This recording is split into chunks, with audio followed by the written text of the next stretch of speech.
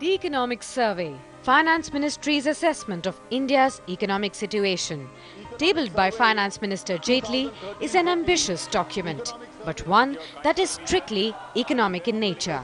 A precursor perhaps to the big political statement that the Finance Minister will deliver tomorrow in his maiden budget.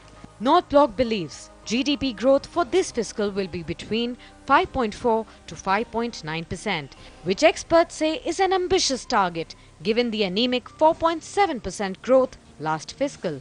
And the only way of breaking that is actually trying to push growth up by having reforms rather than through a higher fiscal deficit. Fiscal prudence has top recall in North Bloc, and which is why the survey asserts the FRBM Act needs teeth and domestic macroeconomic balance needs to be restructured, with fiscal consolidation being the emphasis of any policy. Fiscal deficit for this year is projected at 4.5 and requires a downward movement over the next 2 years. But the survey clarifies the preferred option to bridge the deficit will be to boost revenues than slash expenditure, which will perhaps squeeze growth even further. There is also a candid admission that high inflation has restricted the elbow room for Raghuram Rajan. The survey says inflation limits scope for RBI to cut rates, but it expects RBI to ease monetary policy later this fiscal.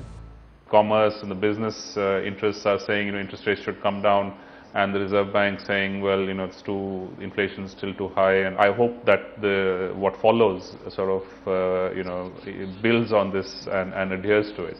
Even though the survey fears high oil prices and a deficient monsoon could be the big risks to easing rates.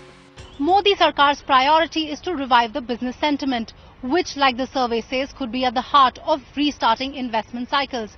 And the groundwork for that will be laid out in Arun Jaitley's maiden budget tomorrow.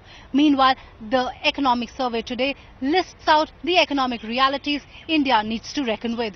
Ruchi Bhatia, ET Now, New Delhi.